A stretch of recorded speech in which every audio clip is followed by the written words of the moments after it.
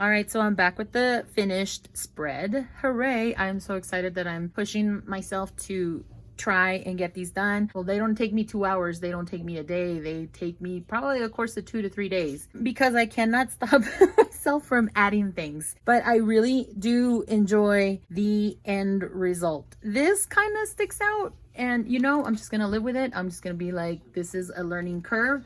I am learning to do these spreads as I go. I am trying to use my flat alphas and labels and such, along with the things that I don't normally use. Labels is one of those things, but I don't think I pulled any for this. I am also trying to use the Heidi Swap package as I'm doing this. I did end up using these basic gray alphas. If you have these, and you need some alphas or you need to do less bulk, pull these out so that you can do your books. That will really help.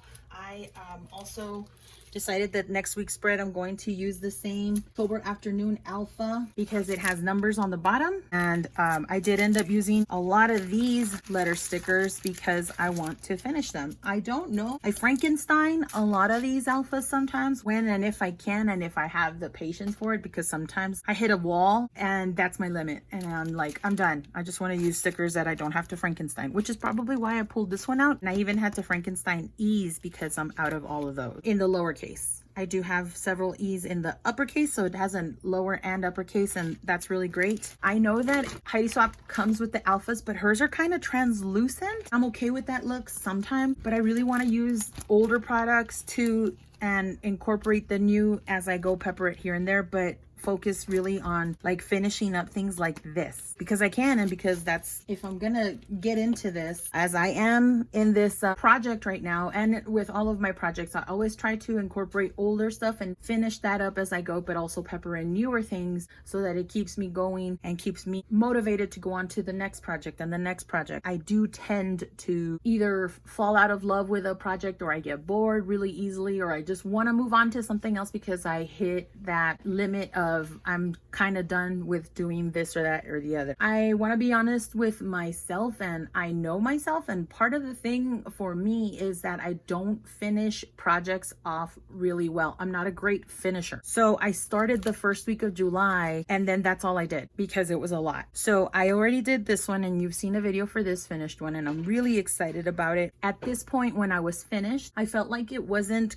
congruent enough, even though I do love all the color and I do love doing this kind of thing where there's just a bunch of colors. I love the spreads that people make where it's like 1 or 2 focused colors and then they bring that in. I do like the idea of putting like a washi tape or scrapbook paper. If I want to cover this heading, I think I'm going to do that, and that's not going to bother me one bit. I covered it a bit more by using this multicolored washi that comes in the August Stop the Blur kit, but I did try to focus the use of the Stop the Blur July kit together. I wanted to use this color scheme, and so I kind of brought it in, and so there's a bunch of the yellows and then this like tealy green, tealy blue. I kind of bent the rules or stretched that color a bit by bringing in those colors. I also brought in that fossilized amber color, the pink, and some of the gray, but the yellow, blue, and the pink are the ones that I really kind of focused on. This was a craft colored paper, and I inked it with that Victorian velvet color, and I try to ink most of the things that are pink with the Victorian velvet so that it kind of kept it real cohesive. I really liked this pattern paper in this little piece right here. I don't even know if you can tell the colors, but it has the greens, it has the pinks, it has that kind of olive and the teal, even some dark blue. And then I cut the other half and I added it over on this side. So whatever I do on one side, I try to do to this side. I also used the design concept of visual triangle.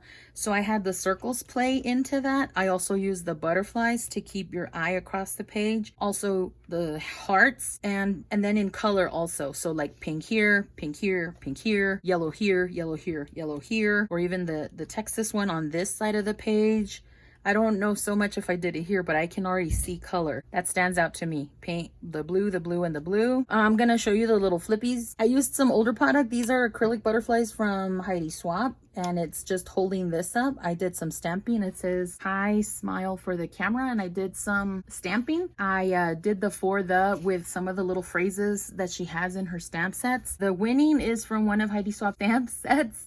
and so is the smiley face. And I just added the T for twinning because my son and I bought the same pair of shoes. I wanted to do interactive pieces. Those are my favorites. So I did this one right here. Flip it the right way. I used some of the washi that was in the Adventurers kit. I really love the color scheme with that, along with the washi from the July Stamp the Blur kit. So that's a little bit of a tucking interactive piece. This is from the Heidi Swap stamp set. I made another interactive piece right here where it tucks behind the photograph. I added some of that same washi because it has a little bit of empty space. I left this empty space out here on purpose. This is a Project Life piece from a collection from Project Life. This is an older Heidi Swap sticker that says play, and I used her journaling spots too. Those are some of those letter stickers that I was trying to finish up. Here's another interactive piece where I put a Brad on a tag and then filled out the journaling prompts as it requests. And then I did the letters from the basic gray, and I inked those. If you have white alphas, or let me start again with that. When I realized that I don't have all the alphas, I don't have to buy all the colors. Like, I don't need a specific yellow, I don't need a specific pink, because then it won't match the things that I want it to match. I started buying like a neutral color, like a cream or white or black. I realized that I could ink the colors in the white alphas, and then that would give me the colors that I want. Even for some of like the puffy sticker letters, I realized that I could even ink them in alcohol ink, and they're a bit more resistant to like rubbing off, the color rubbing off. So I did this one. I also have a little, like a secret message to myself and you, I guess. So I put that one there. I put this ephemera piece, it's a cut apart, and I just used it to cover up the journaling that I have here. I put this tag just with the thing here, and I was hoping that the butterfly would kind of hold it to the journaling, but then it would stick out here. So what I ended up doing is just grabbing a piece of paper, putting some red line tape on the side and the bottom of it so that it would be another tucking piece for this element, and then the element actually sticks around here where I want it to be. So that's good for this side. It gives it a stopping point over here, that tucking spot. And then I didn't want to leave this blank, so I ended up doing a lot of that texture stamping with one of the stamps from the October set of the monthly captions. Several pieces of scrap paper, and then I cut the washi tape here. I cut the washi tape here in the strips so that it wouldn't interfere with the lines on there. I kind of wanted that to be, it's just my brain. I don't know why I couldn't just leave well enough alone and just put the washi on there, but I did that. I did the journaling here. I used one of those snarky stickers. I don't ever know where to use those, so I put a stamp that said let the good times roll, and then I did a snarky sticker, and then one of the word stickers. I was trying to find it in the smaller sticker chit chats from Tim Holtz, but it didn't happen. Just ended up putting some more things. This is from Heidi Swap. There's that one sticker. I doctored the N.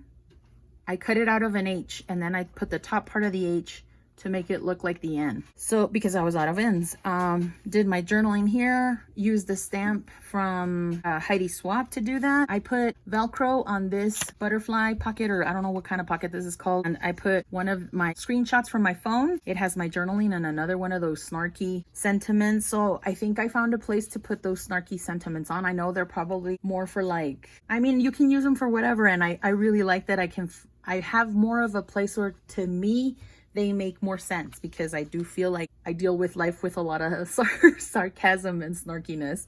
So it says I've got a good heart, but this mouth. So I did my journaling about my screenshot. It's got a lot of bad words, so I covered it up. And then it's being held together with these little mini Velcro dots. These are my new favorite thing for adhering things. And they're kind of low profile. They do leave a little bit of a bulk, but I'm okay with that. Here's a die cut from scrapbook.com. They have this house die, and so I inked it in Victorian velvet, and then I sandpapered it, and then I outlined it. I put my picture over it that's back behind this color pattern paper. I added another sticker. I put these red elements last, and I didn't mean to add another color that wasn't in the color scheme, but nevertheless I said let me add these stickers because I can use 3 more.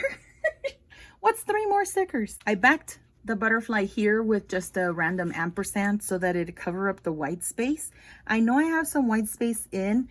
I purposefully tried not to fill in these bits on the days here, but sometimes it happens, and I really tried not to. So this was as best as I could keep it to a more quote unquote clean type of look on my spread. I did some stamping here. The stamping is from the Heidi Swapp stamp sets. So I did my journaling. I did this with a cut apart. They look like postcards. They're from crepe paper. I put one here and I put one here. I added some more washi tape. I punched my acrylic butterflies with the Tim Holtz tiny attacher, and I just made sure that whatever I was stapling on, that I didn't catch it on the previous week's layout. For this one, this patterned piece of paper here, what I did is I stapled it to the patterned piece of paper that I knew was going to fit there, and then I glued the piece of paper to my spread. So then that way I knew that it wouldn't interfere with the spread for the following week. Ta-da! So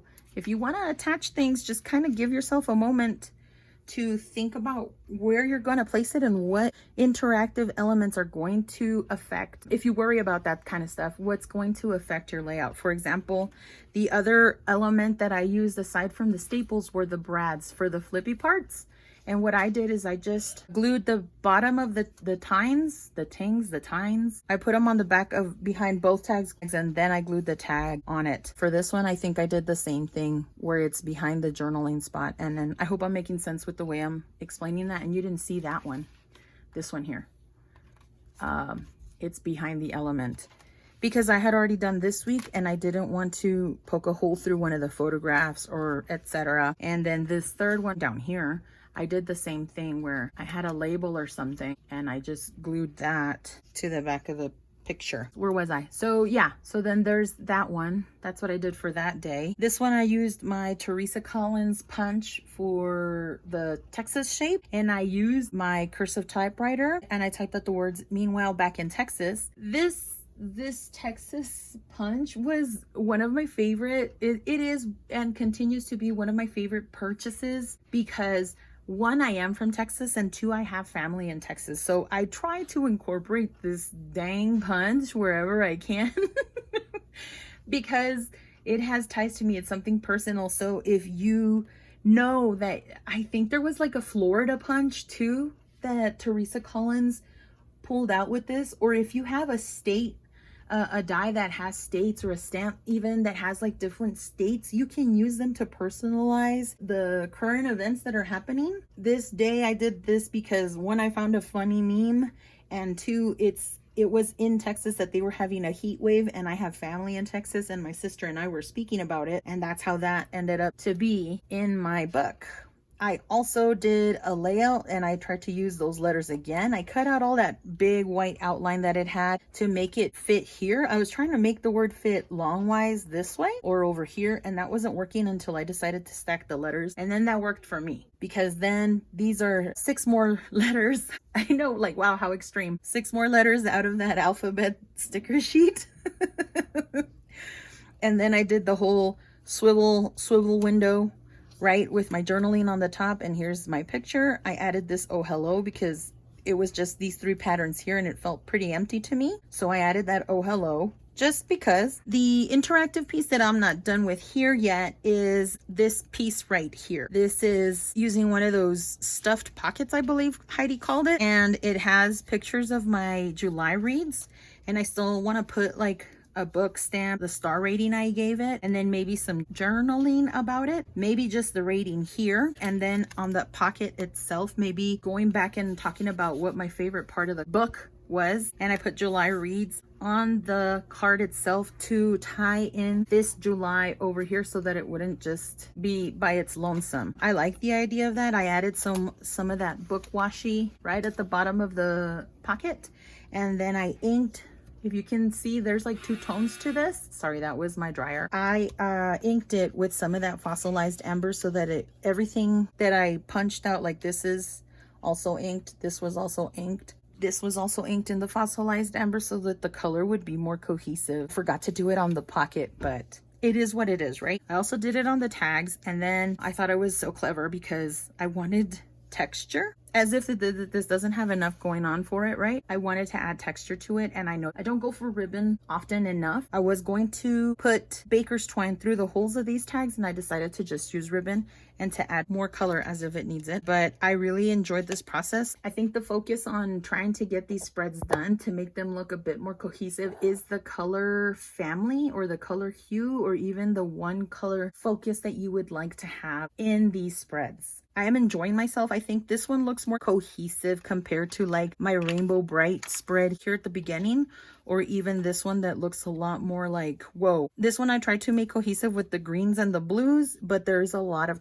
and pinks, but there's a lot of color, and I used these stickers, which were not expected. It was an afterthought, I think, and that's why those things kind of don't go. And then I started adding more color with this. So all in all, I knew these were going to be multicolored. This one I feel has more of a cohesive look though, because I really tried to concentrate on just those colors, and so I'm learning about that as I go. So those are things I learned about how I scrapbooked this, did this kit with Stop the Blur. The way I also have learned to keep the momentum going is to print out pictures ahead of time. So I've been doing that as I went. I've done this one for August, I've done this one for August as well. I print on my Epson PictureMate PM 400, that's the one. So I've already started printing things for it, and once I know that I'm working on the second to last or whatever, once I start working on this one, I'm going to start printing more pictures. This process right here slows me down a bit because I have to make sure that I have pictures for that day, or when I plan it out, I do have stuff written down. I don't know how I'm gonna go about it because I don't think I have anything written down. This is what happens to me. The planning paper has really helped to keep me on track, but I also have these, and the ironic part is that I used neither. So I just have to be consistent. Consistency is the key. I printed some of these out, and I'm going to have to keep them or staple them to the calendar so that I realize that I know what it is that I'm trying to do. I have the first week written out here, and I have it written down like this, but the spread actually goes 1 through 4, 5, 6, 7 instead of 1, 2, 3, 4, 5, 6, 7. And this is actually to plan out a sketch. I don't use it like that. I guess I have too much to say, which is funny because I feel like I don't do much of anything. I'm not a pretty reclusive person. Most of the things that happen at home, and most of the things that happen every day. So it's like a normal schedule. I live the most boring life. But I think there's a lot to say, especially when it's the littler things, right? I just have to keep reminding myself that this is a story about the little things and not necessarily events. I didn't write anything down on this. I didn't write any of it down because I had them all written down in these planning sheets. I didn't do it for all of the weeks. I didn't do it for all of the months, but thankfully I have pictures where I did remind myself to at least take pictures throughout the days so that I have something to chronicle in these Stop the Blur albums, and they're pretty fresh in my mind. But this is why Heidi really emphasizes to at least write a couple of things a day. So that's my process. I know this, I've already made this short story long. I'm really excited about this. I'm hoping to keep up with this a little bit more, and the more I do it, the more streamlined the process will be. I did learn that I do like the size of the photographs where they're just about the 2-inch size, right? But I also like the smaller pictures so that if I do want little tucky pieces, or I do have pieces like the stuffed pocket, or even the file folders like this, I can fit 2 or 3 little photos in there, and then I don't have to worry about how much of a footprint I'm taking up. So I hope that was helpful. I hope you enjoyed watching this video. I know it's a chatty video. I don't even know if you guys would like to see the process. If you want to have the process and this part of the chatty video, let me know in the comments down below. Give me a like or a thumbs up or a comment. I love to interact with the subscribers that I have. Thank you for watching. Thank you for sticking out with me. I know I went through a hiatus where I didn't post any videos. I don't want to get emotional about it. So I hope to put more videos out so that you can enjoy them. I really have enjoyed getting back into the community, doing collaborations or a collaboration with with other creative like-minded people, and it is so uplifting. I wanted to say thank you. And yeah, I am going to keep going with this Stop the Blur because I'm on a roll right now. I do have other things that I am doing along the way. If you know of any crafty friends that are doing Stop the Blur, if you're doing Stop the Blur, let me know down below. If you do any sort of memory making like this, let me know that too. Or if this is not your bag, then, you know, let's talk about that. Let's discuss down in the comments. Let me know what you liked or didn't like about what I did here. If you'd like to leave a comment, I'm always open to any lovely words that you subscribers have. So once again, thank you so much for watching, and we'll see you in the next video. Bye.